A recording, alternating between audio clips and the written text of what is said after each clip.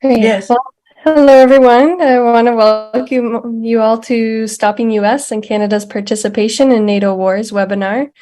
We're grateful for all of you who can join us online as well as in person in Brussels. My name's Ali McDonald and I'm the National Coordinator for Canadian Voice of Women for Peace in Canada.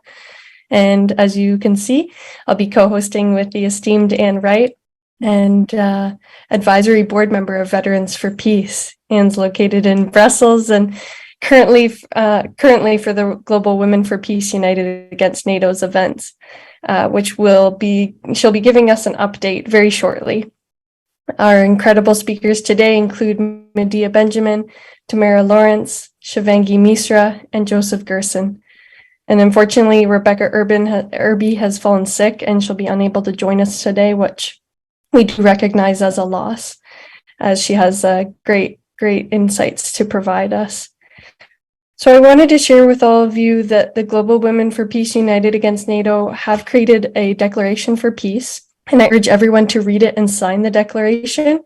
It has been translated into various languages, and I'll just try and put the link here into the chat.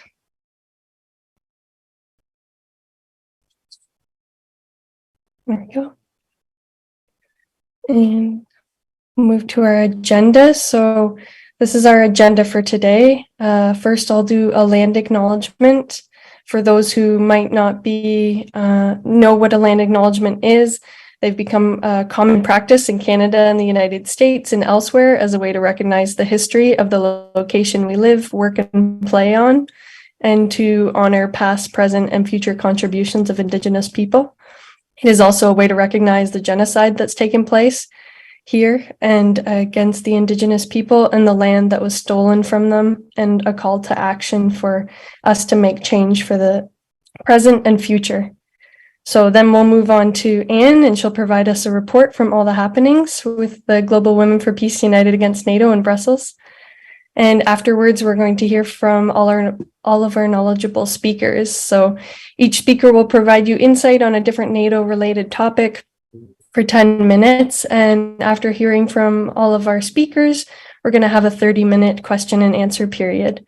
So feel free to put your questions into the chat as you think of them during the webinar, and I can keep track of them and read them out during the question and period time. Or you're also welcome to just hold on to your questions and raise your hand during that time and ask the panel yourself. Lastly, we'll have some closing remarks, and I'll also be sharing a calls to action handout with all of you, which contains some of the calls to action shared by our panelists and any related resources connected to those calls to action. And yeah, so then we'll move on to the land acknowledgement. So it's important to learn about the Indigenous homelands that you're on. I'm going to put a link in the chat for you to find out whose Indigenous homelands you are on. So I live, work, and play on the traditional and unceded territory of the Anishinaabe, Haudenosaunee, and Attawandaron peoples, situated on the Haldimand Tract, which is the land granted to the Six Nations that included 6 miles on each side of the Grand River. So we believe that allyship is a continuous process. It's not a designation that one can earn and hold forever, or a label that one can give themselves. Allyship is earned through actions. And as beneficiaries of this land, we have a responsibility to acknowledge and understand its history and the current experiences of First Nations, Inuit, and Métis peoples, and to be accountable to the oppression that they continue to face. So we need to commit in our actions and our community to hold ourselves accountable, and in the continuous work of decolonizing to ensure that we do not perpetuate the harms colonization has done, and to begin to repair them. So we ask that each of you today considers donating even at least $1 to an Indigenous organization of your choice. I'm going to put a link in the chat that lists 15 charities for Indigenous peoples and communities in Canada. And I'll also include in the chat a list of 9 charities that operate across the US and assist various tribes, Indigenous communities, and people with Native American heritage.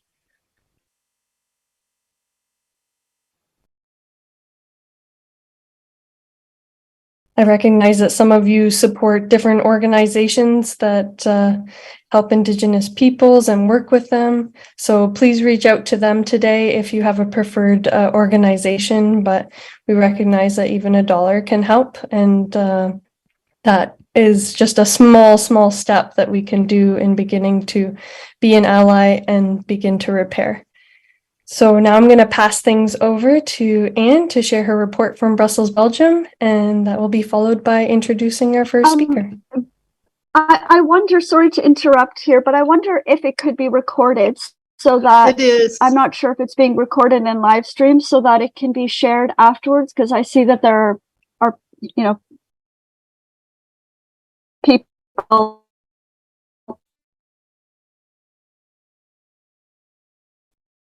that aren't on. I know that they would like to follow it. Yes, it is being recorded. It's not being live streamed, but it is on a webinar. But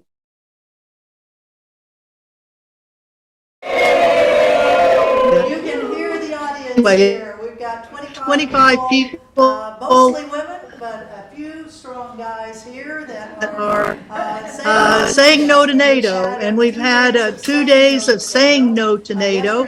Yesterday was a banner day. We all went home hooped because we started early in the morning with wonderful presentations from 10 of our women that are attending from all over, primarily Europe, but we do have one person from Australia. Yes. We had a delegation that went to NATO headquarters, and they told us their story, and we told them our story. That no to NATO. That no to NATO, and it was a spirited discussion. Then during that time was one of the webinars, and that was the webinar on Europe.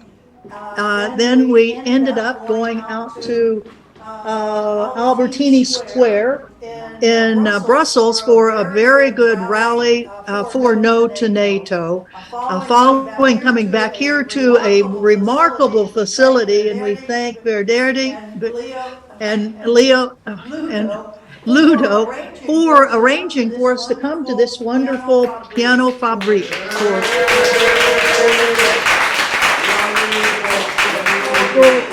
for a wonderful location, for food that has been just outstanding, for a concert as we left yesterday evening, and in a wonderful part of Brussels with a lot of people out on the streets. And today we've had webinars and webinars and webinars. We started out with a webinar in Asia and the Pacific, then we followed it with a webinar of Latin America, and then we've just heard two very, very important presentations about Ukraine and Afghanistan.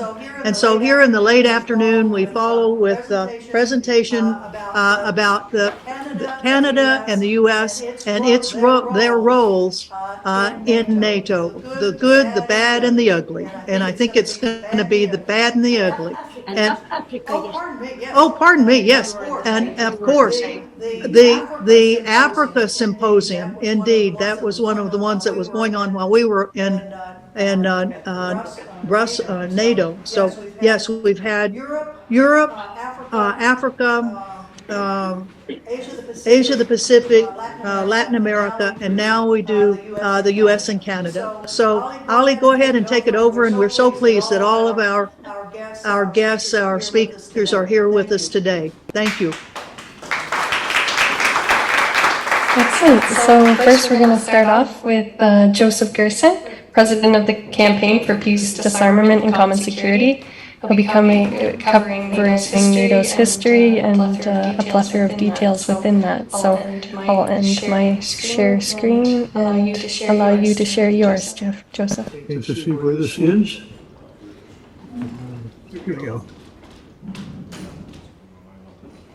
Okay, sounds like you've been doing a lot, and my hat is off to you for perseverance of people in Brussels after 2 days and this long day.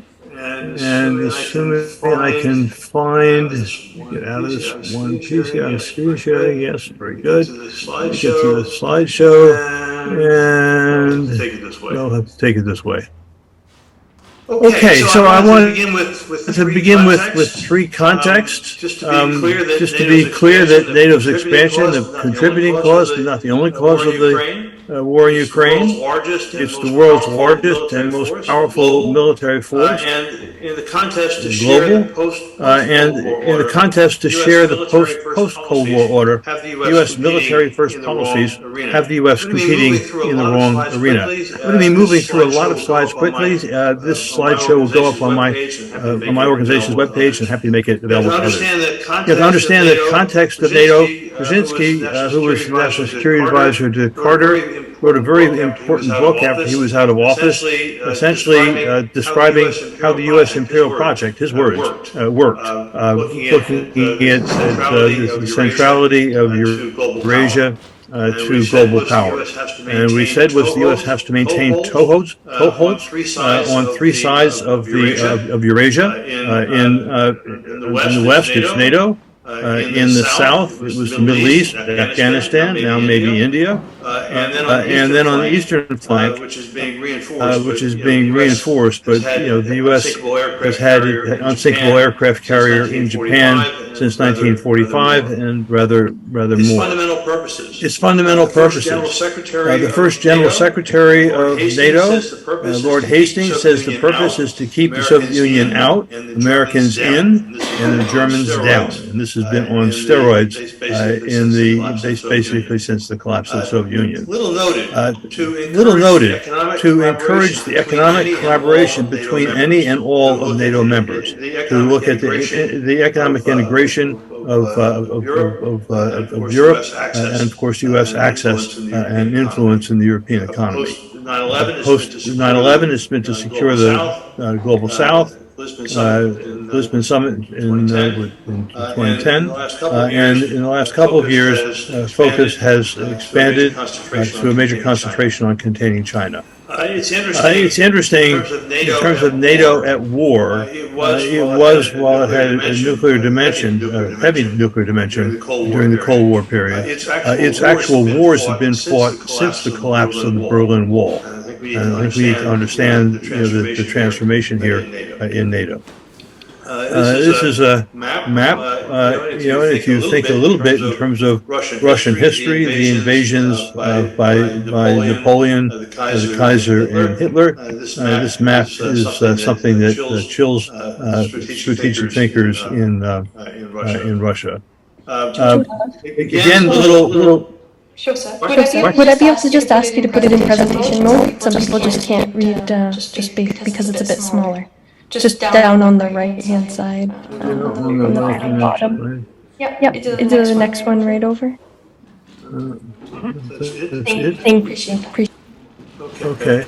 So little understood here is that in the 1990s, we did have a common security model for Europe. Three major documents: the Paris Charter, the NATO-Russia Counting Alliance, and the 1999 OSCE memorandum, all of which were very clear that no country would seek to improve its security at the expense of others, even as Clinton broke that. And very important was George Kennan, the author of the Cold War doctrine, basically saying that the expansion, look at the end here, was likely to impel Russian foreign policy in directions decidedly not to our liking.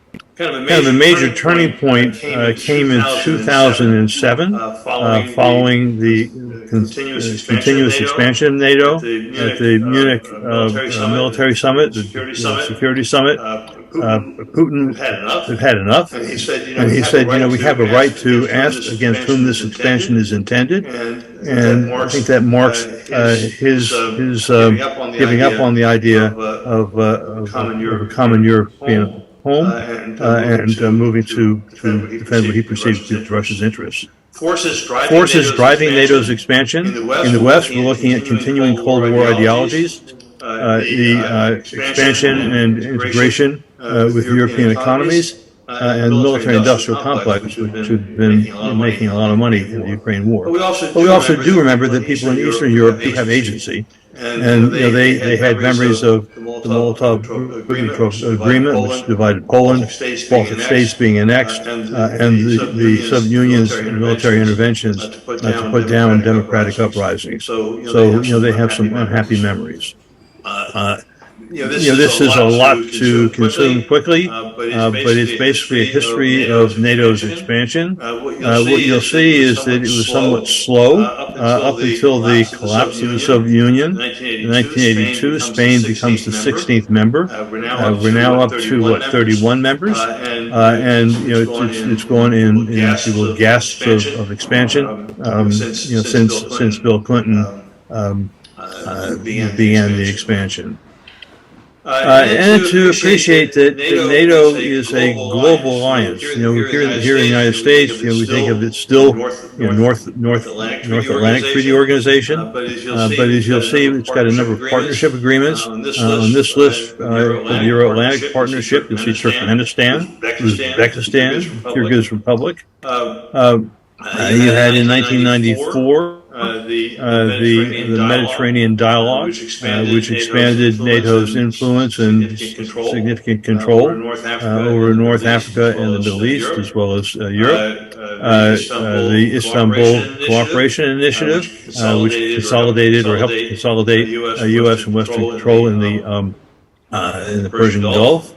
And now we have what's called Partners Across the Globe. And this has been deepening in recent years. I'll come back to this in a moment, but you look at the number of Asian countries here and the increased focus within NATO on containing China, managing its borders.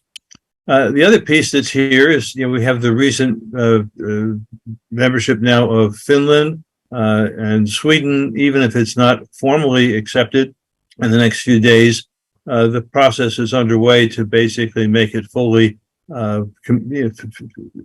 lots of weapons and fully integrated with NATO, whether or not it's a formal membership. In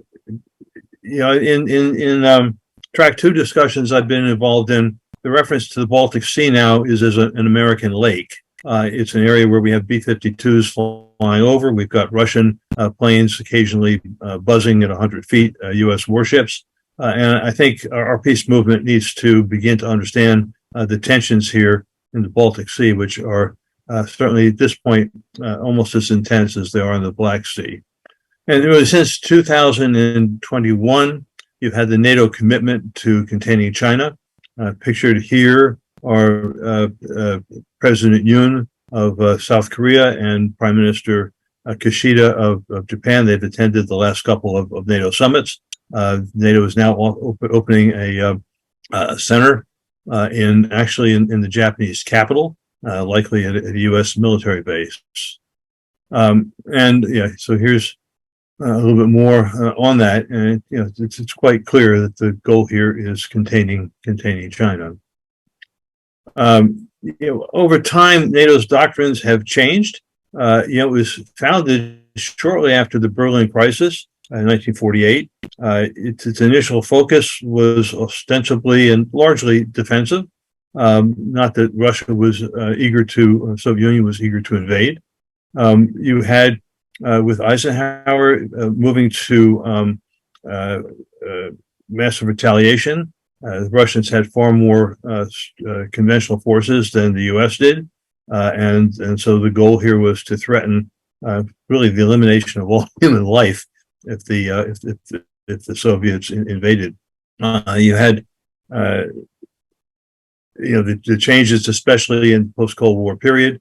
The beginning of the fundamental change with the war, the Kosovo-Serbia war, fought in violation of the UN Charter. You had post 9/11, the increased focus on the global South, and now increasingly the containment both of Russia and China. NATO out of area operations were consolidated, new doctrine in 2010, and we saw its full implementation with the bombing and the overthrow of the government in Libya. To appreciate that NATO is a nuclear alliance, something not to be taken lightly. basically threatening the end of human civilization as we know it. And it's interesting, this doctrine here, any change in this policy should be made by the alliance as a whole. It means that individual countries can't opt out of the nuclear sharing or their role in hosting nuclear weapons. That decision has to be approved by the whole of NATO, which is to say the U.S. has full control over that. In NATO's future, others will be talking about this, but it's really quite uncertain. Even if the West prevails in the Ukraine war, at that point, especially around China, you may find some fissures. But we're also likely to be facing, I hate to say it, what some describe as an ice age in Euro-Atlantic Russian relations. So that's quick and dirty. Some of the things that we might do is it's really important to do education because so few people really know about NATO and what it does. Work for ceasefire negotiations in Ukraine, Russian withdrawal. Work for renewed disarmament and strategic stability diplomacy. I mean, the situation is indeed quite dangerous. And a number of people are talking about the importance of convening OSCE, Organization for Security and Cooperation in Europe Summit in 2025 to provide a forum where at least some discussions around restoring strategic stability, recreating a European security architecture, and greatly reducing the dangers of nuclear catastrophe could take place. So quick and dirty, but thank you for your attention. Joseph, for sharing your expansive knowledge on the history of NATO, its extensive expansion and discussion partners across the globe, as well as I wasn't aware that the Baltic Sea is now the American lake. So I appreciate you sharing all of your information, as well as your list of what individuals can do to advocate. So that information will also be included on the calls to action handout that I'll provide at the end of this webinar. So now I'm going to share my screen here.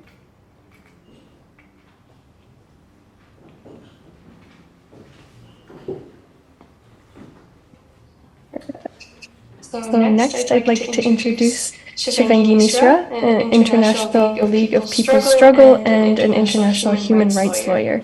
So she will be discussing an anti-imperialist perspective on Canada's role in NATO-led or NATO-involved wars. And would you like to share your screen, or are you just going to be speaking today, Shivangi? I will not be using any slide deck, I'll just be speaking. Excellent, thank you. Thank you, Ali. Thank you, Ali. Thank you, Joseph, and everyone who's present. It is very energizing to hear about the actions and protests in Brussels, and we're there with you in solidarity. I'm joining you today from the unceded, unsurrendered, and stolen territories of the Algonquin and Anishinaabe peoples. Other excellent speakers today, like Joseph, will talk about the history and the current role of NATO in initiating and escalating wars around the world. And I would like to focus on connecting these wars to a greater system of global exploitation that is led by the motive of profiteering and maintaining control of the global economy. Wars deeply and most devastatingly impact the working class people of the world. And in wars of aggression between imperialist powers, for example, between the NATO bloc and Russia, it benefits no one but the rich imperialists of both the countries. And across the world, the Ukrainian people are suffering, the Russian people are suffering, the people of Palestine, Yemen, Haiti, the Philippines, Kashmir are being displaced, brutalized, or are living in chronic poverty as their countries are ravaged by the NATO member states or other US-led wars. So as anti-imperialists, we acknowledge that US is the primary force of global militarization. However, it is not just the US that is to blame. it would not nearly be as successful without its lackeys, the NATO member states as well. And Canada is an enthusiastic junior partner to US imperialism at this moment. And the Canadian economy is located within that very violent and exploitative system. Canada has attempted to disguise itself as a very diverse, respectful country through rewriting its colonial history and past, but its ongoing repression of indigenous nations and its contributions to the world system of imperialism makes it clear the Canadian empire is not the safe haven that it pretends to be. So the very existence of Canada, it began with bloodshed and colonization, which was supported by European colonial empires, removing indigenous people from their lands, entering into agreements that were later not respected, killing animals, means of livelihood, separating children from their parents possibly, murdering and raping of indigenous women and girls that continues to this date. Canada has continued to exploit its position in the world, riding the coattails of British and American imperialism, and including to its participation in NATO. So Canada has a history of colonial expansion. It has funded imperialist militaries, expanded their presence in the Asia-Pacific region and the South China Sea.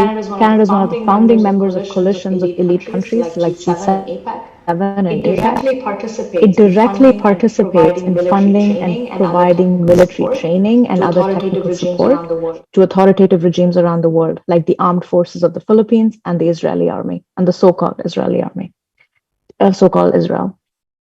So NATO, the alliance of these 29 states, which is committed to upholding its common imperialist goals, these states came together to shore up the power of capital against the growing power of labor movement and the threat of socialist revolutions. Although the USSR is no more, NATO's modus operandi is still to deter or stop states and movements from deviating from the monopoly capitalism model. It defends an economic system which allows a very small number of companies to exploit, plunder, murder, while keeping most of the working people in the world poor and precarious. So Canada's membership in NATO, it has been draining Canadian taxpayers' funds for increased military spending. It has committed Canada to production and trade in military fare, such as light armored vehicles, armored drones, fighter jets. It has complied Canada to engage in threatening military exercises in the Caribbean, Europe, and East Asia. And it has made Canada party to wars in Syria and Ukraine. It has obligated the Canadian government to join in economic coercive measures, and illegally so, in Iran, Venezuela, Syria, Yemen, and so on. The list goes on. And it makes Canada subservient to US foreign policy and aggression. So, for example, in the most recent defense policy paper, which was released in June 2017, the Canadian government outlined its defense priorities for the next 20 years. And the paper proposed the defense budget per year, which is 18.9, the increase to be from $18.9 billion to $32.7 billion in 2026, which is an increase of over 70%. And the significant costs include over $100 billion to purchase new fighter jets, naval ships, which has been called the largest single taxpayer expense in Canadian history.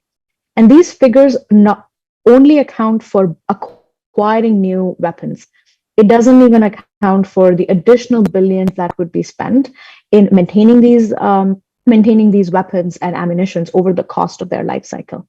So the increased spending is due in large part due to its support for NATO militarism. So since the intensification of the war in Ukraine, the cost of living has skyrocketed, causing both inflation and opportunities for price gouging by businesses. Basic necessities in Canada is more expensive, and it has just provided yet another opportunity for the rich to profit. So in both the war zones and the rest of the world, it is the working people who are paying the price while the ruling class gets rich. And the military budget increases to fund the war abroad. Funding, while that's happening, the funding for social services such as healthcare, education, they remain inadequate in our country. And the military is by far the largest polluter and contributor to climate change. And it affects health effects and other devastating and disproportionate impacts on the indigenous community, people around military camps, women, all vulnerable groups in the world. Military recruitment in schools, It targets the youth who believe that they have no other opportunity to escape poverty, all while the Canadian military continues to foster a culture of misogyny and white supremacy within its ranks. So let's talk about the most recent conflict in the interest of time. Not only does the NATO continue to fuel the war in Ukraine at the moment, it is in part responsible for causing it in the first place. So despite the dissolution of the USSR and the Warsaw Act and the establishment of the Russian Federation, in line with the Western capitalist policy, NATO expansion has still continued.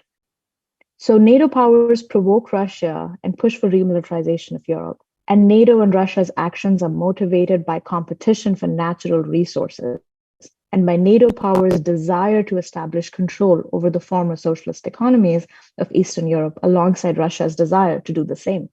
So Western powers have sought the integration of Eastern European economies into a capitalist system. Ukraine is rich in minerals. It is a crucial area for transportation of oil and gas to Europe. It is these considerations which weigh in on the ruling classes of Russia and the NATO powers, rather than the security and the well-being of us, the working people of the world. So by recklessly provoking conflict and then taking advantage of it, NATO has proved that its interests are fundamentally incompatible with the interest of the ordinary working people like us. And it has done through its expansion to Poland, Hungary, Baltic states. And in 2008, it did announce its intention to extend NATO membership to Georgia and Ukraine, knowing full well that this would represent a direct threat to the Russian Federation. And even in the 90s, many realized that continued NATO expansion risked remilitarization of Europe, of Eastern Europe, and provoking conflict. And because Russia is an imperialist power at the moment, it is no surprise that Russia has eventually responded to the extension of military alliance to its doorstep. And these threats are not an abstract one. These threat means stationing missiles within reach of Russian cities, regular military exercises on Russian borders, withdrawal of US and NATO powers from arms control agreements, as well as increasing intervention in Ukrainian domestic policy. And the latter significantly impacts Russia's political and economic interest. So NATO's expansion thus confronts Russia with the direct threat of violence and foreign political influence. And for the rest of us, the war between the imperialist powers achieves nothing but death, destruction, and impoverishment. So I'll conclude by quickly here, and we can have a discussion at the end. But so by participating in NATO, Canada basically is perpetuating the ongoing devastation in Ukraine by continuing to send lethal weapons to Ukraine, training fascist Ukrainian militias, and promoting NATO membership for Ukraine. And the ordinary people have to pay a price for that. It is a threat to security, it is an obstacle to peace, and Canada must withdraw from NATO. Because our government, our Canadian government, is not working for people's interest by supporting NATO, but it is pouring money into weapons and turning countries into war zones, all to uphold a broken system. And there can never be real peace as long as the system rules us. So as anti-imperialist in Canada, it is our job to join with the working classes of the world in opposing imperialist wars such as this, and to take a stand against our own ruling class in Canada that perpetuates it. Just so many Russian people have, similar to how Russian people have taken a stand against their own warmongering ruling class, it is up to us to stand against the Canadian ruling class. And despite what the Canadian government says, the Canada's involvement in this war economy is not for defense, but rather to protect and maintain its imperialist interest in the world. So there is an urgent need to build an anti-war movement in our countries. So Canada must get out of NATO. It must support all the support and technical support to authoritative regimes all over the world, and it must stop arms trading for profit. Thank you.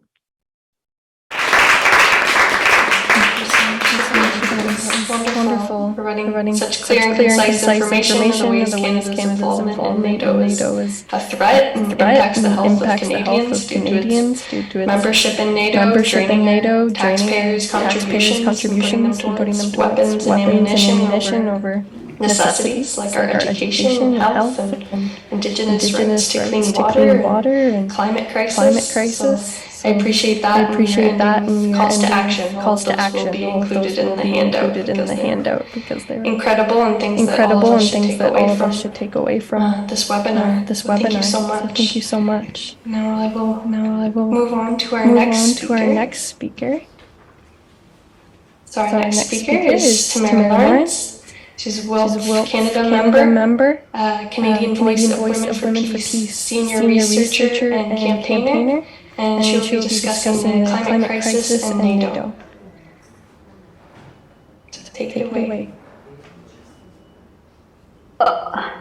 So good morning, everyone. It's really nice to be with you all and to NATO activists virtually. And a big thanks to the organizers. I'm speaking to you from Waterloo, Ontario, Canada, the traditional territory of the Haudenosaunee, the Anishinaabe, and the neutral peoples. But I'm also with you all in Brussels in spirit and solidarity. So I'd like to talk to you a little bit more about NATO in the context of the climate crisis. As you know from the headlines this week, we saw the hottest days ever recorded on planet Earth.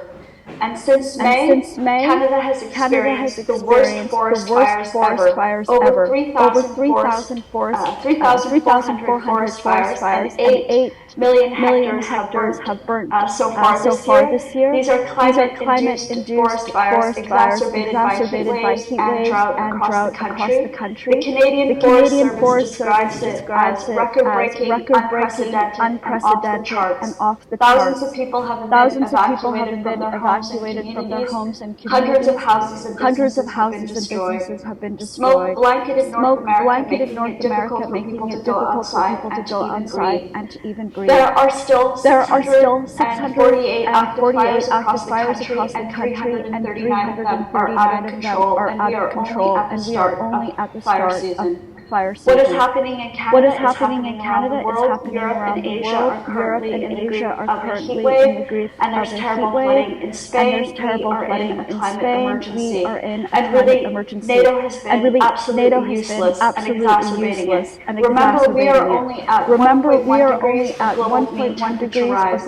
In March, the Intergovernmental Panel on Climate Change released their sixth assessment report. And they explained that at our current rate of carbon emissions globally, they predict with high or very high confidence that we are on track to reach 3 to 4 degrees of global mean temperature rise by 2100 in the next 70 years. This is catastrophic change in our lifetime and in the lifetime of our children and grandchildren. The IPCC said that we need urgent climate action to secure a livable planet. And we have to rapidly reduce by at least half in the next 7 years, and we need massive investments in climate action and climate justice. Now, as the fires were raging across Canada and smoke choking people from Calgary to New York City, NATO was conducting its largest Air Force exercise, Air Defender 2023. It was held over a two-week period from June 12th to 23rd. Over 250 warplanes and 10,000 personnel were involved. Bombers and fighter jets, including the F-35s, were flying from Germany all throughout NATO's eastern flank and up and down Russia's border. This exercise dangerously inflames tensions with Russia, and it also exacerbates the climate crisis. Military vehicles like warplanes are extremely carbon intensive. One flight of an F-35 burns more fuel than a car consumes in a year. And the cost of operating an F-35 for 2 hours is the cost. The salary for a nurse or a teacher. In January of this year, Canada's Defense Minister Anita Anand announced that Canada would buy the F-35 for $70 billion over the next 8 years. Germany, the Netherlands, Denmark, United Kingdom, Italy, Finland, and most recently Romania have bought these Japanese American fossil fuel powered highly flawed warplanes. This past Wednesday, Chatham House held a webinar entitled Combating Climate Change, NATO's role in building climate resilience, with Canada's ambassador to NATO, David Angel, and the Lieutenant Richard Nucci of the British Ministry of Defence. And they admitted that there are no renewable energy alternatives for military vehicles like fighter aircraft in the near term. That means NATO countries are locking themselves into fossil fuel powered militarism for decades, and they have no plans to offset their emissions and achieve net zero. NATO is contributing not to climate resilience, but to climate breakdown. At the NATO summit in Madrid last year, Canada announced that it would host NATO's climate change and security center of excellence in Montreal, Quebec. The center is not open yet, but it's expected to be opening soon. But the center is really an effort by Canada to help greenwash NATO. And Canada is not a leader in climate action at all. In fact, Canada is one of the worst climate polluters on the planet. Our carbon emissions have been going up and up over the past 60 years. And Canada has failed to meet every single target under the UN Framework Convention on Climate Change. And Canada also has the largest, dirtiest oil and gas development on the planet. It's the tar sands in Alberta, and this is also where Canada has its largest and busiest Air Force base, CFB Cold Lake. Yesterday, at a pre-summit press conference in Brussels, NATO Secretary General Jens Stoltenberg said that he welcomed NATO's new defense spending estimates that shows a real increase of 8.3% in 2023. I'll put a link in the chat to NATO's latest defense expenditures report. He also said in this press conference that this is the biggest increase in decades and the ninth consecutive year of increases in military spending. European allies and Canada have invested over $450 billion extra US dollars since they agreed to the Defense Investment Pledge in 2014 in Wales. Yet, friends, while NATO countries have increased their military budgets by over $450 billion, to now collectively $1.1 trillion, they have also failed to meet the $100 billion pledge to help developing countries adapt to the climate crisis. Military spending is on the agenda at the Vilnius Summit. Stoltenberg said that the 2% GDP target for military spending is a floor, not a ceiling, and that there is now an expectation that members exceed it and reach 2.5% of GDP has. As you may know, CIPRI showed that global military spending is $2.2 trillion, and NATO accounts for 60% of this, and it's really driving this growth. Yet this is the same amount of money, $2.2 trillion that is needed to deal with the climate emergency. NATO's constant demand to increase military spending is depriving countries from having the resources needed to deal with the forest fires, flooding and heat waves, droughts and sandstorms. Finally, I want you to consider that when the Kyoto Protocol came out in 1997, the United States refused to sign and ratify it. Instead, at that time, as Joseph explained, the U.S. pushed NATO expansion and led the illegal NATO military intervention against the former Yugoslavia, the bombing and breaking up of that country. For 25 years, NATO's carbon-intensive, costly wars, Yugoslavia, Afghanistan, Iraq, Libya, Syria, and now Ukraine, have exacerbated the climate emergency and have derailed all attempts to tackle it. The war in Ukraine is a NATO war, as Shivangi said. The U.S. led coup in 2014 that helped start it, and it is going to prevent the international community from achieving the Paris Agreement and limiting global mean temperature rise to 1.5 degrees.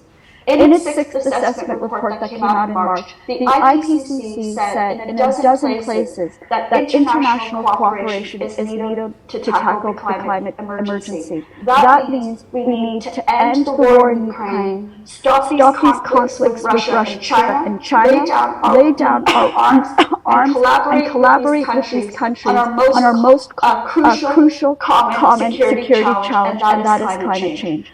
So NATO is the greatest threat to the people and to the planet. It is urgent that we disband it. We must be calling on all of our countries to withdraw. I want to urge you to bring a copy of the latest IPCC report, along with a copy of the Women for Peace United Against NATO's excellent declaration to your elected officials. We have to demilitarize and disarm to decarbonize and decolonize. Finally, I want to let you know that there are rallies being held across Canada calling for Canada to withdraw and for NATO to be abolished. Tomorrow I'll be in Toronto with many other people protesting against NATO, Stop the War in Ukraine, and we'll be meeting outside of the U.S. Consulate Office. Stop the wars, stop the warming, stop NATO. Thank you. Thank you so much, Tanya, for sharing all of that information and statistics and discussing catastrophic climate change in connection to NATO. It's wild to hear that the 2% GDP target for military spending is being pushed to no longer be a floor, but to be or no longer be a ceiling, but a floor. And as we learned, that the 2.3 trillion that's needed for climate crisis is being misdirected towards arms and war. And I really appreciate you sharing this urgent need to demilitarize, to decarbonize and decolonize. So thank you so much. I really appreciate you sharing all that. Next, I'm going to be moving on to our last speaker for today.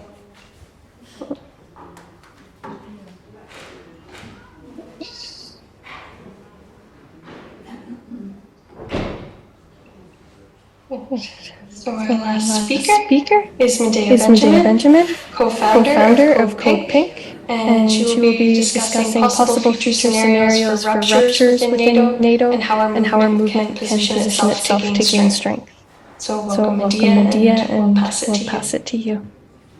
Thank you so much, Ali. And this has been a really excellent webinar so far. I really appreciate the great history that Joseph laid out, Shivangi explaining how the NATO goals have been to the needs of working people, and tomorrow bringing up the critical issues of the environment, because that's so important when we look forward about how are we going to build a strong movement. I want to just throw out some mostly kind of random things about what I see happening right now around NATO, and then hopefully we can have more of a discussion of how we take advantage of some of these divisions. First, let's of course recognize that for the moment, NATO is extremely strong, in that before the war in Ukraine, there were questions about whether NATO was really needed. And now not only do we see countries in Europe and putting more money into their militaries and trying to reach this quote floor of 2%, but we also see the addition of Finland, potentially Sweden, and much more synchronization within NATO of the militaries. And of course, NATO is learning a lot, learning in quotes, about how to fight together using the Ukrainian people as the cannon fodder. A lot of NATO's future does depend on how this war plays out. But we are already seeing many cracks happening, and potential ones, as this war drags on. Some of them relate to the sanctions on Russia, which have hurt NATO countries themselves. The blowback on the sanctions of energy has really hurt a lot of businesses in Europe. For some time, there were subsidies to help those businesses and consumers, but those have dried up, and we're going to see increases in inflation and protests in Europe against the rising costs of living. we saw in our meeting in Vienna recently that had representatives of more than 32 countries, how there is an increase in the anti-war sentiment that many of the peace groups are building on to try to get people out into the streets and increase the opposition to NATO. We also see, unfortunately, many groups and political parties on the right who are taking advantage of this as well, and this is something that we should be concerned about with the increase of nationalist sentiments that are coming out as a result of the war in Ukraine and NATO's activities.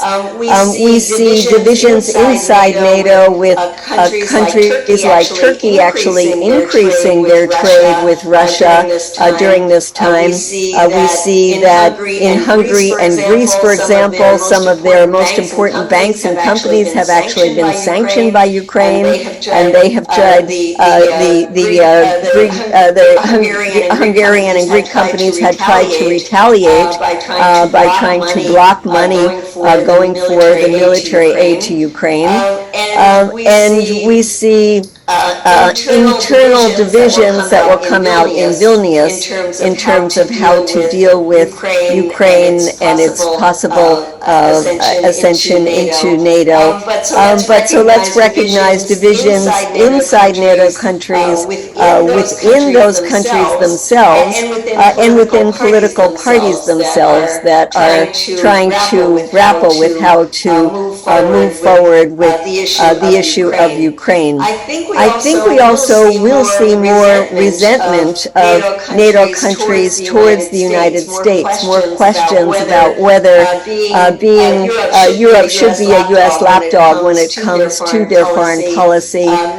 Many countries questioning whether this is actually good for European security for the long term, more talk about the need for European security architecture outside the framework of the United States. And I think this will really be increased, as Joseph implied, when it comes to China, because here we see already public disagreement with the United States towards its attitude on China economically, European businesses not wanting their countries to be following the U.S. policies when it comes to China. I also think increased U.S. resentment when it comes to energy, that Europeans are understanding how the sanctions on Russian energy have actually benefited U.S. dirty oil companies, gas companies, how the replacement of Russian energy by U.S. energy has led to tremendous price increases, price gouging by U.S. companies. There's also divisions about the tremendous increase in profits that U.S. companies are getting from NATO increased money spent on weapons. There are also European weapons companies that want to take advantage and get access to that money and not have it, so much of it going to U.S. companies. And these divisions will only increase. In the United States, it used to be that those of us in the movement against NATO, our biggest problem was that the American people didn't know what NATO was.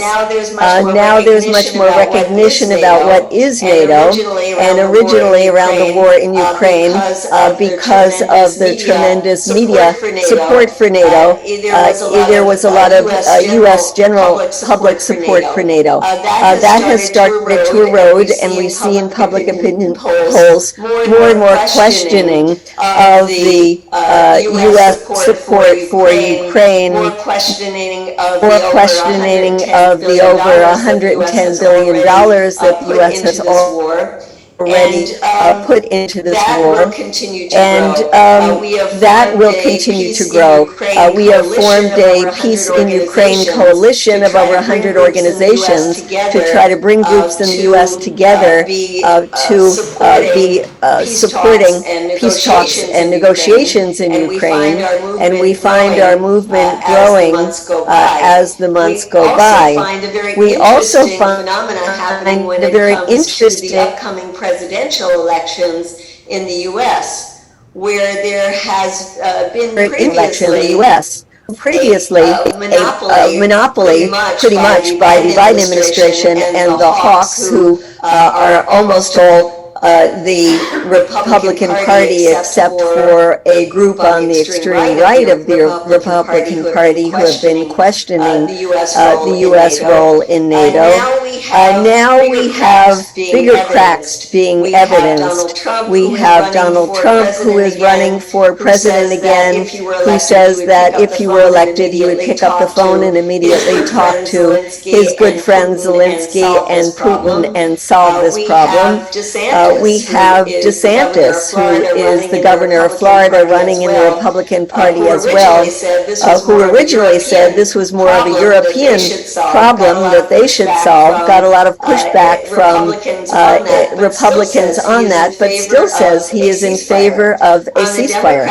On the Democratic side, we have Robert F. Kennedy, who is running for president, who has an extremely good position when it comes to NATO, pointing out NATO's role in setting up the context for this crisis and calling for peace talks and negotiations to end the war in Ukraine. And then we have the Green Party candidate for president. Well, he's a candidate for the Green Party, and that is Cornel West, who also has been very critical of NATO and calls for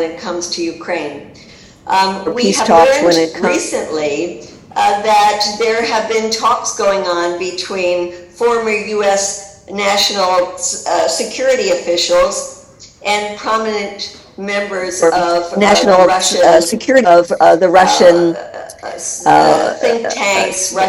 think tanks, Russian academics, but they have also been joined, at least on one occasion, by Russia's Foreign Affairs Minister Lavrov. I think these talks, which have been focused on how are they going to wind down this war, shows the worries inside the Biden administration about how this war in Ukraine and U.S. support for it is going to affect the upcoming elections. We also know that in May, the CIA Director William Burns went to Ukraine to talk to Zelensky about how we're going to wind down this war by the end of the year. So this shows that within the Biden administration, there is also a lot of division about how to move forward. These things are things that we must take advantage of as we build up a peace movement. When we met in Vienna, we talked about a global week of actions, September 30th to October 8th, to show growing global calls. We also talk about how we need to support the efforts that are coming from so many different quarters that are calling for peace talks, whether it's the 6 countries in Africa led by South Africa, the Pope's initiative, the Chinese proposal, the effort by President Lula of Brazil to create a peace club. All of these are things that we must support. So I look forward to a robust discussion on how we can take advantage of these divisions internally within NATO, how we can look at the upcoming Vilnius summit and the divisions about how to offer or not offer membership in NATO for Ukraine, and how this can support a growing movement, not only to call for peace talks and negotiations in Ukraine, but how we can call individually for our countries to get out of NATO, and how we can call collectively for an end to NATO. Thank you. Thank you so much, Medea, for covering so many important topics regarding the future scenarios for rupture, such as the increase in anti-war sentiment that many peace groups are building on to mobilize, people and Europeans' understanding of how sanctions in Russia are actually benefiting U.S. energy, as well as acknowledging the other side of the continued concern of nationalist sentiments from NATO's activities in the war in Ukraine. So thank you so much for your extensive knowledge there. We appreciate your insights and closing the speakers panelists of the organized talks. So now we're going to move on to our question and answer period. I'm going to pass things over to Anne to moderate this discussion. I ask that you raise your hand if you have a question that you'd like to ask, or to put your question in the chat. And I will be moving on to Anne for our first question from Tamara, which is, do we know if there are any protests planned in Vilnius? Also, I'd love to know or to hear more how the meeting at NATO headquarters went from Anne and Ula. So here's to you. Well, great. And we'd like to call Ula up to answer both of those questions. Come on up, Ula. Ula, and let's give a big hand to Ula for her coordination.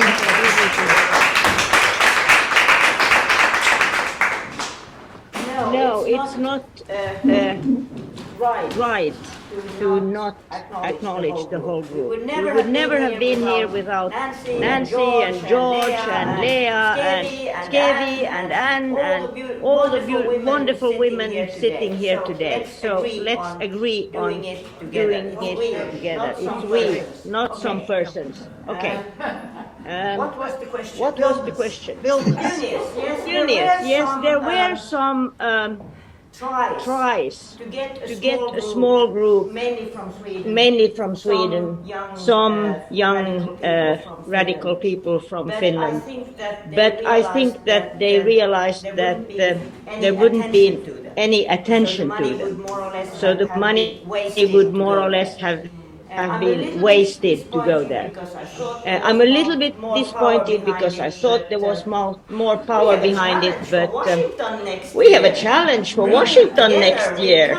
Bring it together, we come. But about the NATO visit, which was, by the way, done by Leah.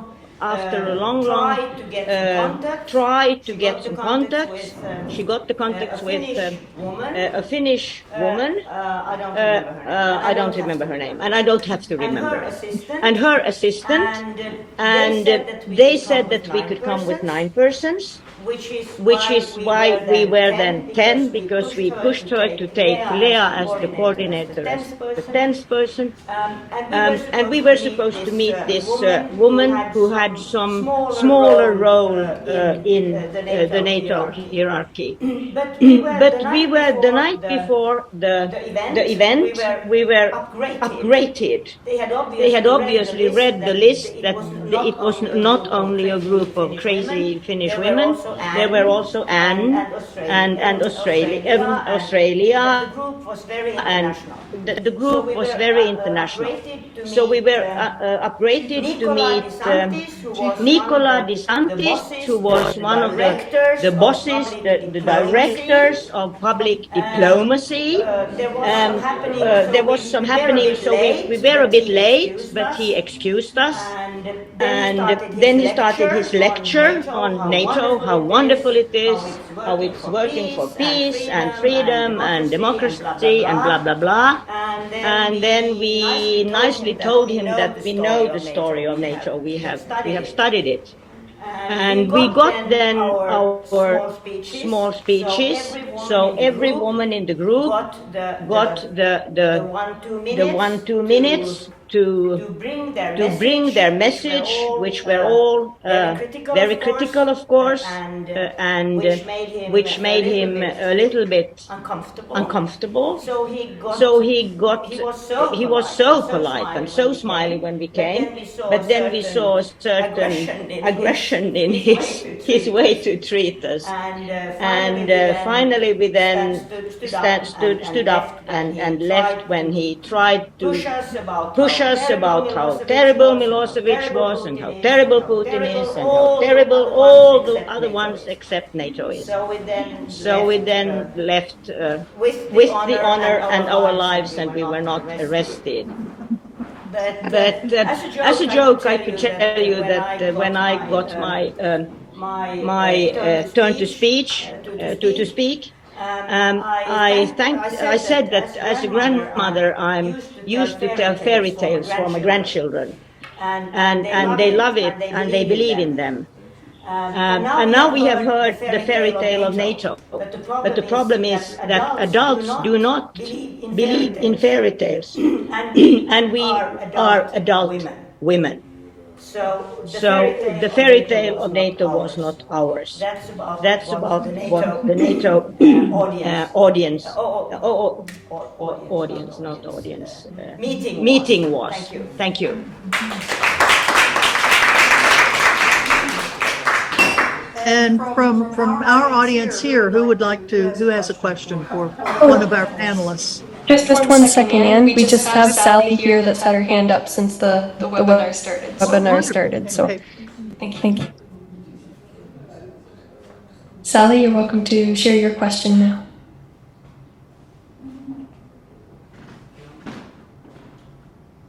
You're muted, Sally. Sally, can you unmute yourself? Oh, Sally, are you there? Well, while we're waiting for Sally, are there questions from this audience?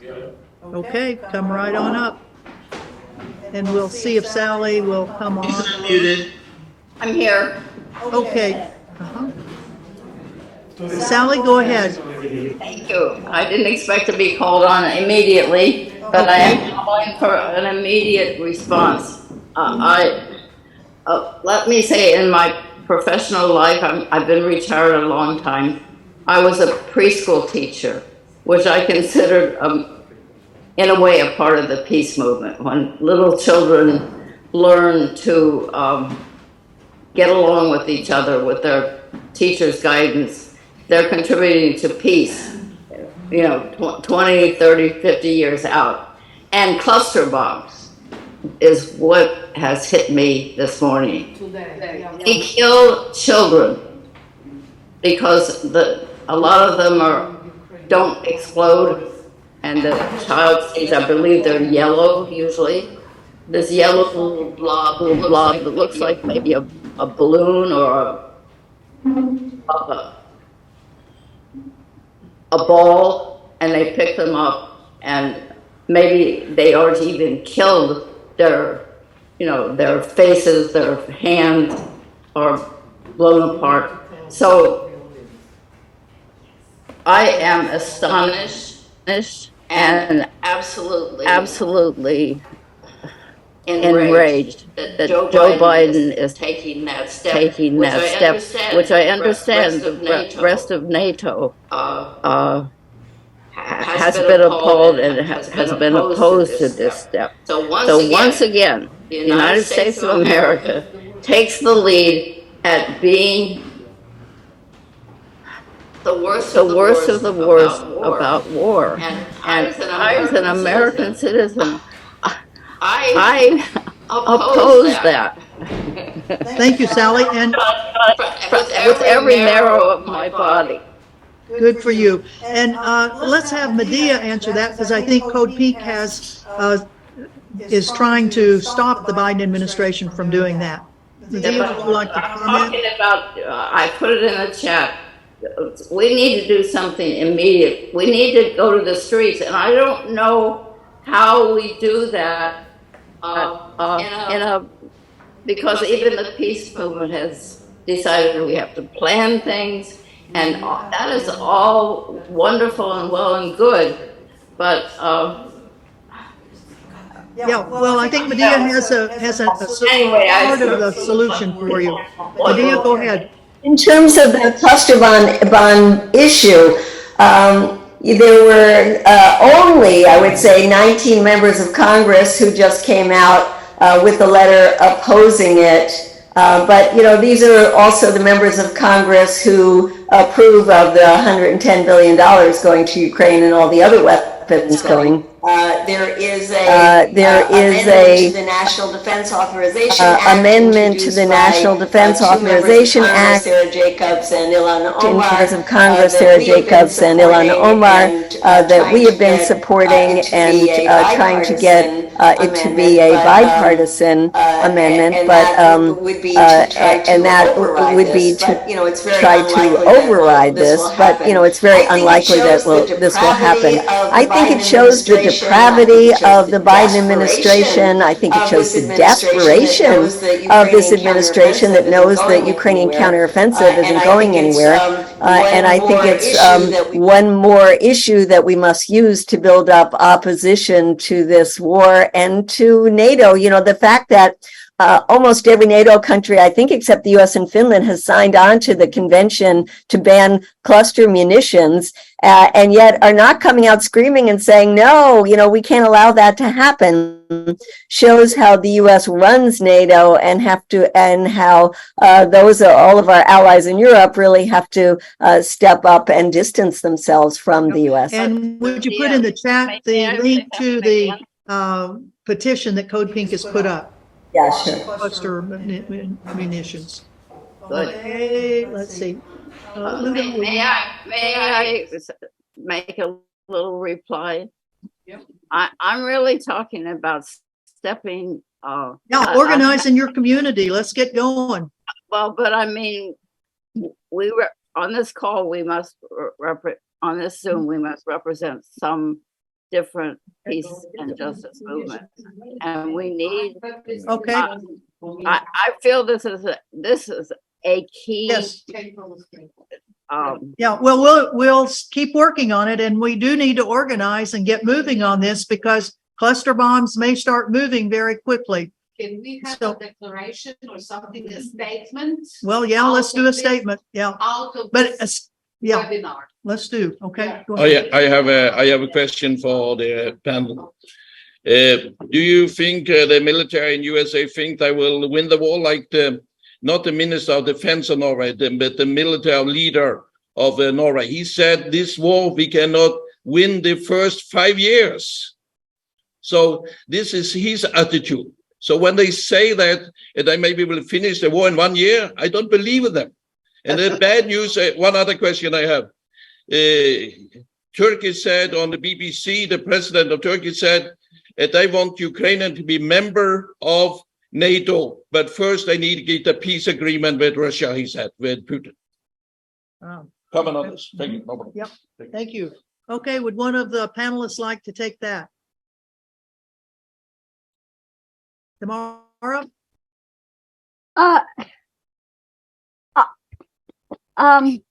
I fear that we are at the start of a long war against Russia.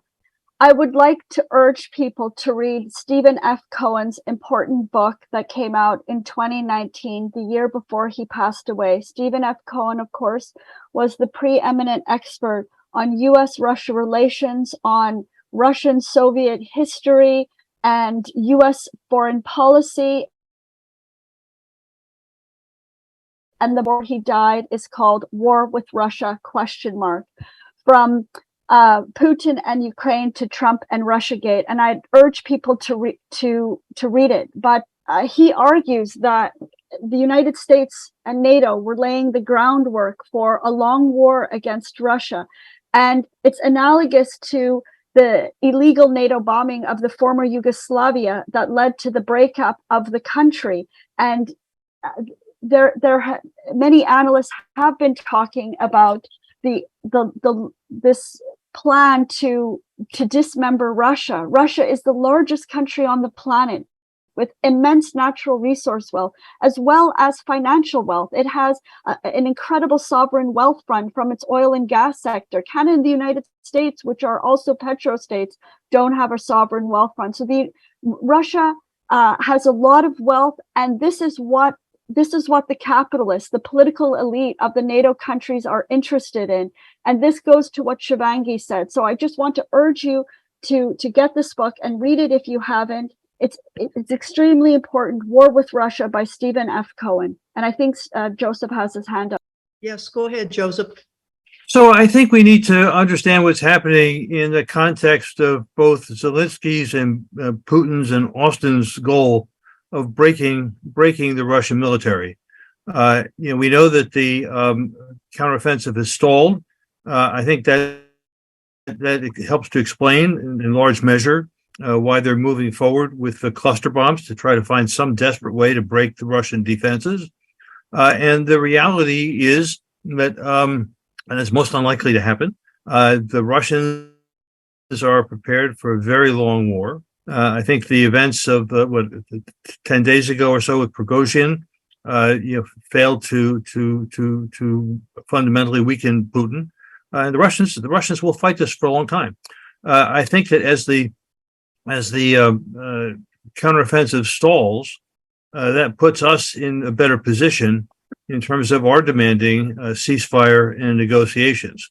And I think in time the U.S. elite and others will recognize that there's some limits to what can be achieved here, and I think that provides an opening for us to really push hard for a peaceful and as just as possible resolution of the war.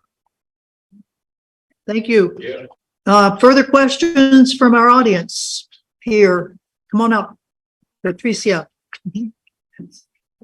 Introduce yourself. Yes.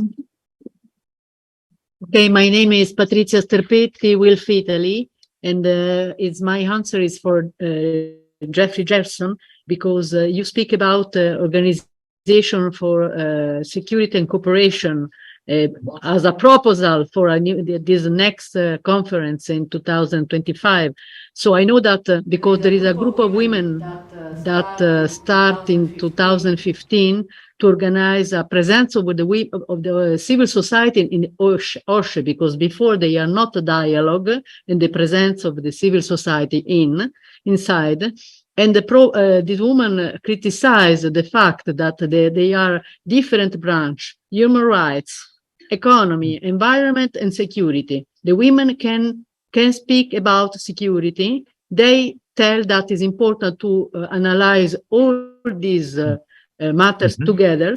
And I see that recently, last month, the OSHE recognized that the instruments of arbitrage is not used. This is the demonstration that we don't use diplomacy, but just we improve militarism. So I think that your point is really important about this new idea about security, human security, and is this. And I want to add that about NATO. In Italy, now we have one referendum to block the sending arms to Ukraine.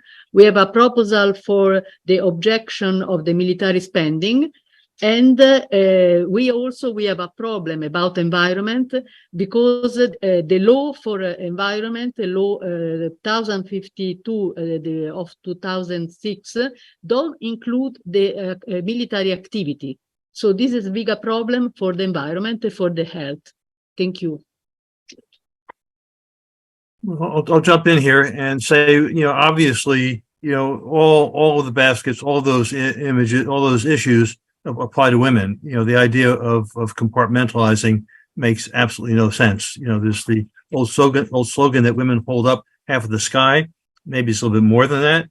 And women certainly deserve to be, and it's in all of our interest to have women engaged really across the boards. Then to say that I think it's not fully understood quite how serious the collapse of the European security architecture leading up to and during this war is. The loss of any kind of strategic stability, the increased dangers of nuclear war, compounded by AI and other technologies. So I think it's important for us to understand, in addition to the climate emergency, which Tamara spoke about so well, for us to be understanding just how desperate this situation is. One of the ways to begin to deal with it, I mean, the governments who've been a part of the OSCE have really pulled back. OSCE doesn't have much money. in the context of global confrontation. It doesn't have deep government engagement, but that can change. In terms of who might host an OSCE meeting, Finland is no longer, out of the Helsinki process. Finland is no longer a likely candidate, now having joined NATO. But we think here in terms of Austria, we think here in terms of Ireland as possible hosts. So it could move forward. We had a conversation, Rainer Braun and I had a conversation with Ambassador Kemet about maybe a month and a half ago, focused mostly on the TPNW, but also I raised with him the possibility of an OSCE meeting in 2025 that could begin to lay the groundwork for restoration of strategic stability, the beginning of negotiations for a new Euro-Atlantic security architecture. And what he said was, the way to make it happen is for people in our respective countries to begin talking about, begin pushing governments to be open to it. And I think the deeper we go into a stalemate in the Ukraine war, much as Medea was talking about earlier, in terms of opening cracks in the system, we can push forward, I think, to try to reconvene the OSCE. Common security is not everything we want. I mean, in some ways it relies on military power. But I think the reality is, given how dangerous and desperate the situation is, we need to be talking about common security, educating about common security, and pushing for those negotiations that will at least create a firebreak between the great powers. Thank you, Joseph. And I'll just make a comment on something that you said about, women holding half the sky, and leading into NATO trying to co-opt feminist foreign policy, which Claire Daly railed about when we met with her on Thursday. We had a really, really good conversation at the European Parliament with Claire Daly and a member of Parliament from Germany. And both of them were saying, really watch out, because NATO is using, the women, security, And, we've had this idea of feminist foreign policy to try to get cooperation, all of this into foreign policy, but that's not the way NATO looks at it. They want some warmongering women in there to help get these wars going. Also, Nancy Price mentioned in the chat, let's not forget about depleted uranium if we're talking about cluster bombs. And we have had two excellent presentations. Ria made one earlier, and we had one of our colleagues from Italy that made another one. So we've covered that. Ula, I believe you had something. First of all, Joseph, I don't agree with you about half the sky. I think we carry more. We carry 70% at least. But then for the OSCE thing, President Niinistö, the Finnish president, in 2020, I recall, a suggestion for a new Helsinki summit in 2025, which is the celebration of 75th celebration of OSCE. It was a very good suggestion. And Leah and I took the initiative to support this now totally gone mad president. And we made a call to European organizations to support this. And we sent it to the president, to the parliament, to OSCE, to all OSCE countries, and so on. It was signed by some 140 organizations. Then when we started to hear the suspicion that Finland was going into NATO, we made a new call, which was signed by organizations from all over. We had less. We had very little time. We had less European but more international organizations. And we sent that again to all these blah, blah, blah organizations and institutes. We went to the Finnish foreign minister, yes, and we had also a German guy with us. And Pekka Haavisto, Green in brackets and in whatever it's called. He was formerly, I was the vice chair under Pekka in the 90s. We were good friends. We traveled very much in Russia. We built up a lot of relations there. But then he changed because he wanted to be a foreign minister. So he changed his opinion on NATO, on nuclear power, and many other things. And we asked Pekka, how about the OSCE conference? We brought the latest organization's signatures there. And he looked down, and then he said that it can't be done because the Russians would not allow media to be on place, and they wouldn't allow non-governmental organizations to take part. And I say, Pekka, we give a damn about taking part. We can have a counter summit or a side event besides. We don't have to be integrated in the governmental process. We never got an answer. So now we should push. We have a real good layer there, bottom there, to start pushing organizations again, to take the drive, and we can use Claire Daly. Thank you. Thank you. Any more questions from our audience? Ernest, please. I have a question. Okay. Yep. I don't know who it is online. Please go ahead. It's Medea. I have a question for both Tamara and Shivangi. In terms of the Canadian cracks in political parties or governments, are there any people in NDP or anywhere who are starting to speak out and call for negotiations?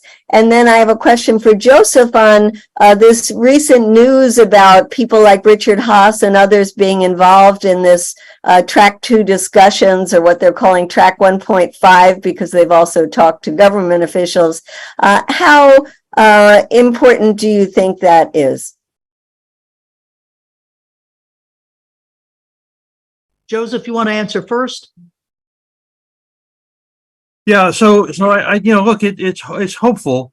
There have been a number of track 2 discussions going on, really since even before the invasion. It provides a means for elites to communicate. And I think the fact that Lavrov showed up, was particularly significant. I don't think anything's going to happen fast, but it provides a foundation for discussions that can be built from.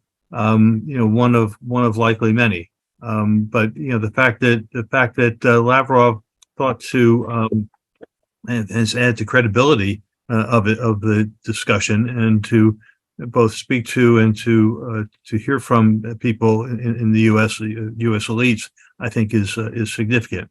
And I think as you and others have done through Code Pink and the Peace in Ukraine Coalition, simply letting people know that it has happened is a way, I think, to build out support for ceasefire negotiations. Thank you. And Tamara, go ahead and answer, please.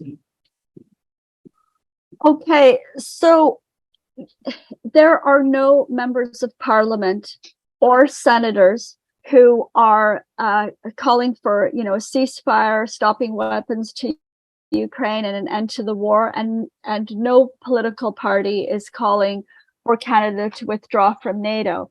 So it's disappointing that we don't have any parliamentarian who we can work with. However, we have a fairly strong peace movement of 40 organizations that have been working, hard for a decade to oppose NATO, and we have been relentless in our public appeals in the media, on the street, to parliamentarians, that we want Canada out of NATO and we want the alliance to be abolished.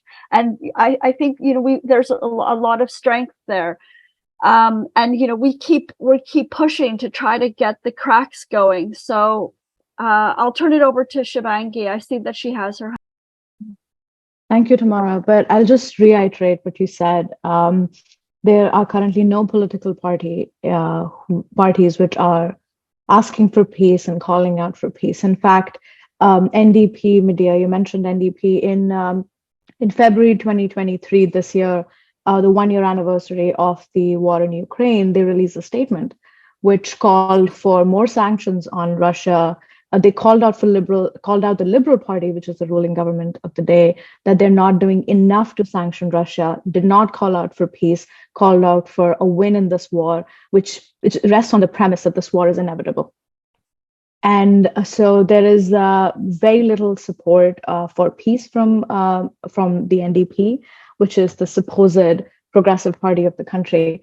And they stand for Ukrainian democracy. The statement was good, but in the end, it basically asked for more Canadian support. And the Canadian support technically would mean supporting more arms, weapons.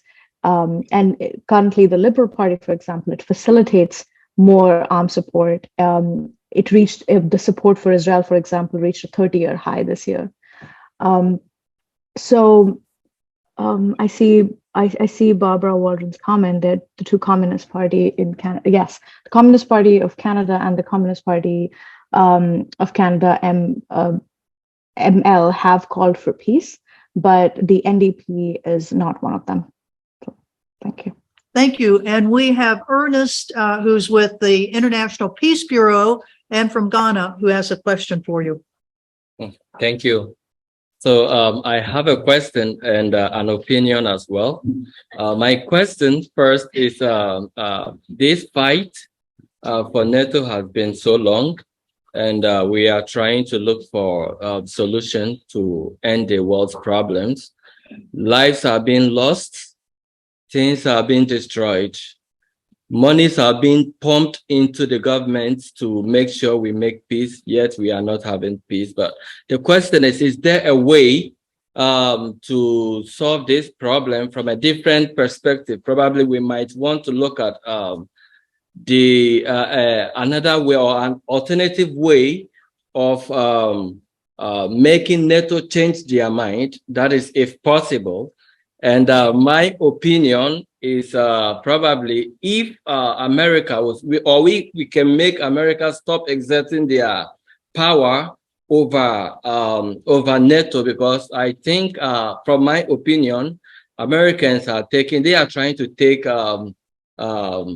possession, to exert their power over all the countries, and using their powers with their influences, they are making things worse every day, every night, and things are not getting better anymore. So if there is an alternative way of making NATO change their mind, probably we might have to consider that and try other options as well, since the time is running. Thank you. Can I address that? Yeah, go right ahead. Yeah, I think one of the ways in the long term is that what some might call the global south, and I hear now is being called the global majority, which I actually like better, is going to assert itself, and NATO will become obsolete.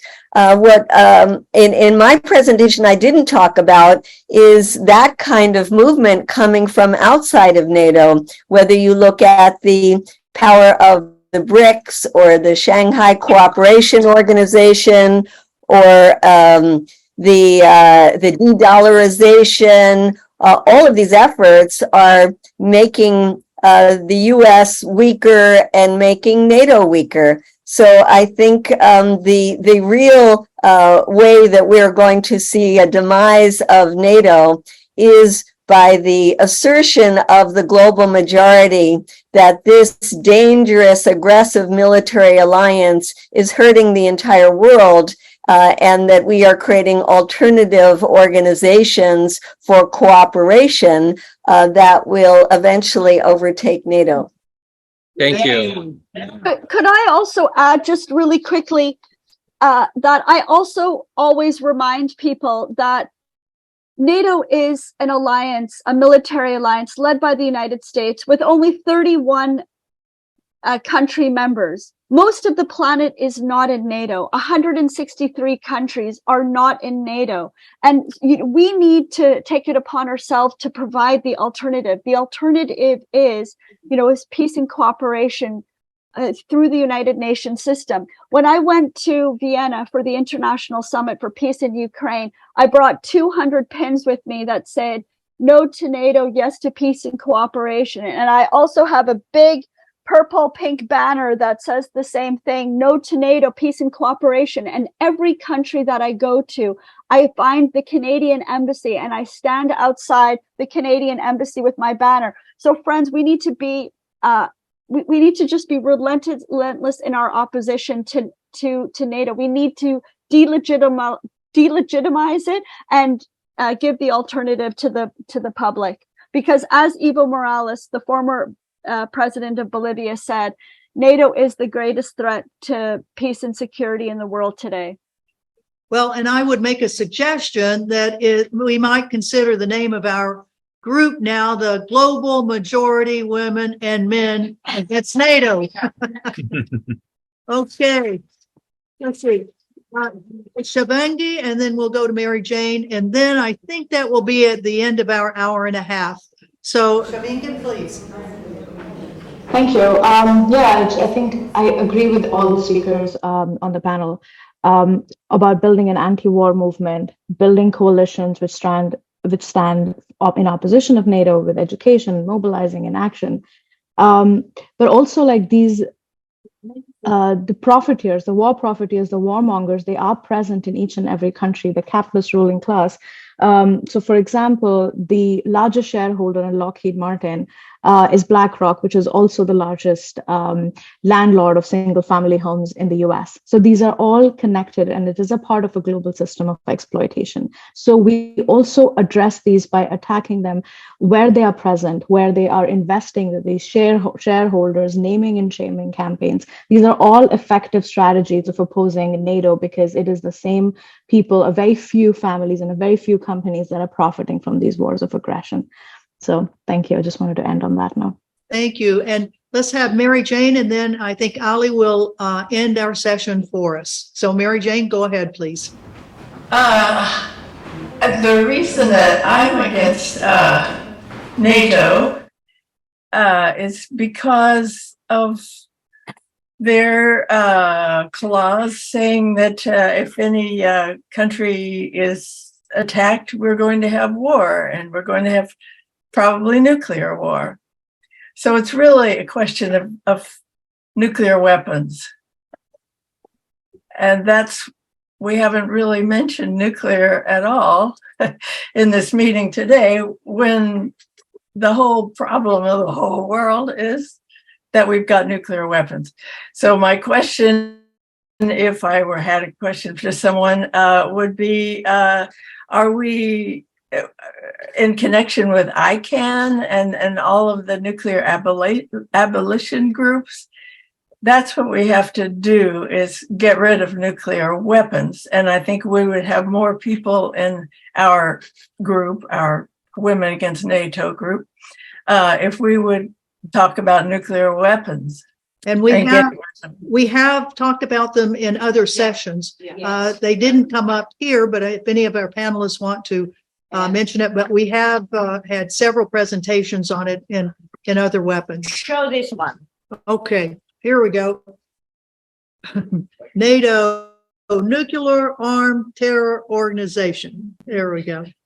Joseph, why don't you go ahead, and then Ali, if you'll close the session, please. So just to say, in my presentation, I did make the point that NATO is a nuclear alliance, right? And, one of the challenges, I mean, I'm working at this point with ICAN in trying to bring people together at the time of the TPNW second meeting in New York in November. And with IPB, we'll be organizing events that will look at the relationship between the increasing great power confrontations, inclusive of NATO, and the increasing dangers of nuclear war. I think one of the challenges that we face is that groups like ICAN don't want to deal with questions of imperialism or the history of the use of nuclear weapons as nuclear blackmail. I mean, Putin didn't invent this. The United States has done this on more than 30 occasions, beginning with the Iran crisis in 1946. So I think we need to understand what we used to call the deadly connection between nuclear war and wars of foreign intervention, and to recognize that the U.S. is the predominant nuclear power in NATO, but with NATO's nuclear sharing, we have not only 6 other countries that are in possession of nuclear weapons, but all the other NATO countries are committed to assisting that. So we need to understand, and as Mary Jane was saying, try to build links to people in the anti-nuclear movement, so we can build our strength on both sides. Thank you, Joseph. And Ali, if you'll go ahead, and then if you'll stay on after Ali ends this session, we have a few more things that we may just tell the people in the audience about what we'll be doing tomorrow. Yeah, absolutely. So we appreciate all of you who took the time to join us today for our webinar, and a big special thank you to all of our panelists, Medea Benjamin, Shivangi Misra, Tamara Lawrence, and Joseph Gerson. We're grateful for everything that you shared with us today and providing actions for our participants to leave with today to make change. I believe that together we can rise to the occasion and make a difference.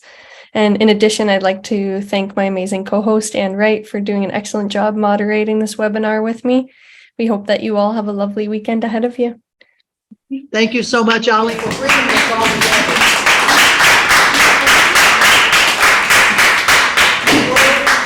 We've had a wonderful day, a jam-packed day again, with lots of webinars, lots of opportunity to talk with each other about all of the issues that we're facing. Tomorrow, we'll be moving to a different location, and before we do, we just want to again acknowledge all the great work that our friends from Verde and come on, everybody from Verde, come on up. Maybe I use the time now for maybe 2 announcements, because we all the time since we started yesterday morning we have everything recorded. We have 2 technicians that took care of that, and so we hope soon to distribute it through the mail, and we thank them, of course, and we will also send the links to because it's several films, it's not one long film, that wouldn't be interesting. So we will distribute where you can find the recordings, and hopefully many more people can see it then. And we have as well the footage of the rally is like a 5-minute footage of the rally we did in Brussels yesterday against increasing military spending. This is already, if you go on the Facebook page of No to War, No to NATO, you can already find it and see it. This we also will distribute, and maybe at the end of this Zoom session, because our main technician is away, so we have to take care of that self, but we can try to show it and to share it with you. It's like 5 minutes, but anyhow, it will be also distributed, and I make publicity for that as well. There's the Global Peace Wave now already. I think it started this noon, and so it will continue until tomorrow noon.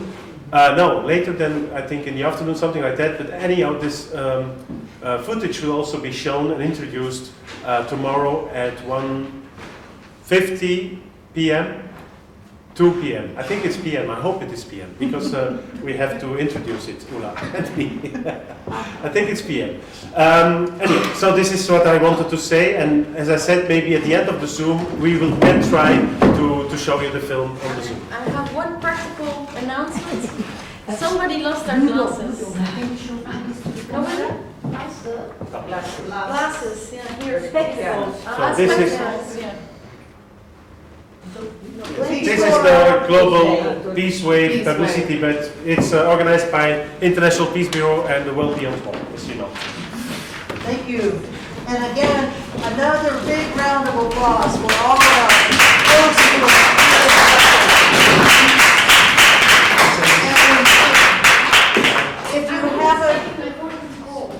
if you haven't made your contribution for all the lunches and everything we did, please remember that. We want to make sure that they don't get holding the bag, so to speak, with having to pay everything that we want to pay for this. Tomorrow, we will be at a different location. Will we have, It's on the wall there. okay, but do we have internet connection, Zoom connection tomorrow? No. Okay. So we will not have a Zoom connection tomorrow. Unless we have. Sadly, but no, apparently we don't.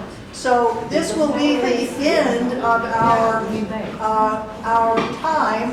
And how about anybody that can kind of get up here? Why don't you get up here and we'll see how many people we can get the camera at once, because we've got a great audience. Take all the ones that haven't been showed before. Anybody that hasn't been up on the stage Everybody before, go come on up. I up. stay here. Anybody that hasn't been on the stage, come on up. Come on. Come on, this is an opportunity to, yeah. There we go.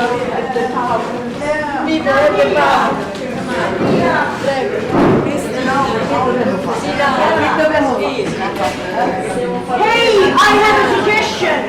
Everybody go in a row and present themselves. Okay, that's what we'll do. Start with Dragana up there, and then you say who you are. Say who you are, where you're from. Yeah, because we can't go up. Okay. Okay. From Australia. Cristina Ronchieri from Italy, observer against the militarization of schools. I'm a teacher. Yay. Alessandra Mecozzi from Italy, Rome, the International Women's Scouts. Roma, Women International Let's go, next one. Here's a customer from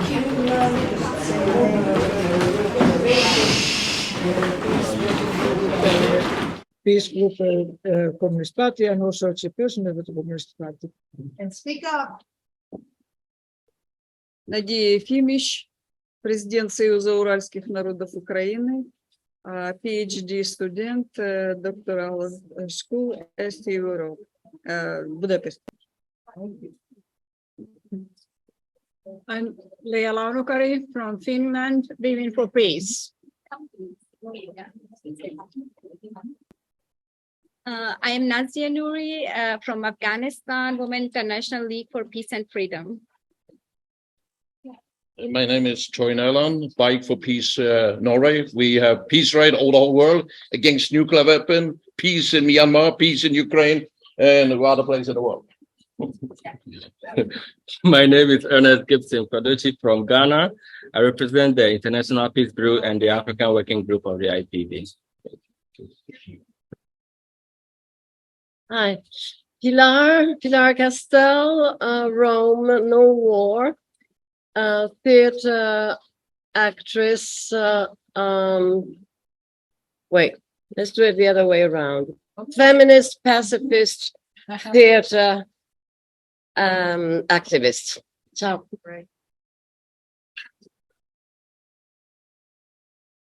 Okay. Yeah, go. Go? Yeah. Say Okay. I'm Ada Donno from Italy. I'm president of the Association Women of Mediterranean Region. She did a wonderful work on the declaration and the press. Thank you. My name is Marinella from Italy, Peace Link organization, and NATO must dissolve, rest in peace. I come from Hungary, and I work in the Hungarian and Eastern Central European social forums, Praxping 2, and I'm also an international peace activist. Hello, everybody. I'm a member of Leuven Peace Movement, and I was born in Japan, but I've been living here for almost 40 years, and today I could learn so much in this seminar, and I feel a lot of energy from all the people, but especially for young people, motivate me a lot. Thank you so much. Thank you. Hi, I'm Emmeline from Vrede Visa 2. It's a Belgian peace organization. And you coordinated our big action yesterday with our presentations. Thank you. I am Paola Melchiori from the House of Women in Milano. And I think the idea of working on the cracks is a very good idea. We have to work tomorrow on. Hello, I'm Ria from Belgium, and I work for the International Coalition to Ban Depleted Uranium Weapons. Hello, I'm Sutken from Vrede Visa 2, who helped organize a bit this conference, the logistical part. Bye. Sono Maurizio Nocera, un vecchio partigiano della pace. È stato un grande convegno, un grandissimo convegno. Avete messo un seme nella tana del lupo e la NATO scomparirà. Viva la pace! And he's taken more pictures than anybody else here. He's our official photographer. And you. Okay. And we have over 20 women who are not here right now, who had to leave during the course of the day, but we had Cyprus, Morocco, UK, where else? All over. Yep. Now we will try to share the video of the action of yesterday, but we need to search a little bit, so it can take 10 seconds. Okay.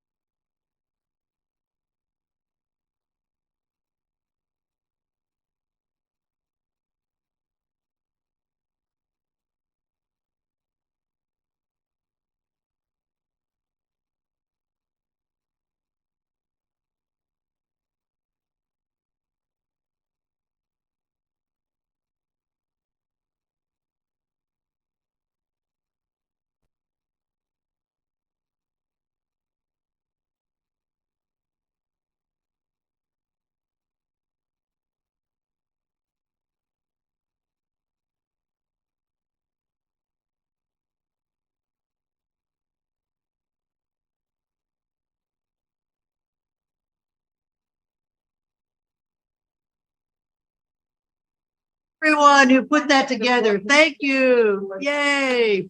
A big round of applause again for our movie makers. Say goodbye to our American friends in Okay. the United States. Oh, yeah. And you're saying goodbye to us? So we are closing the Zoom. Goodbye. Bye. Bye. Next year in Washington. Yes, Okay. here in Washington. See you in DC. Let's prepare. Yes, Thank you you. bet. You bet. Can you help me with the address? I think Thank Bye. you so Very silly. Yeah.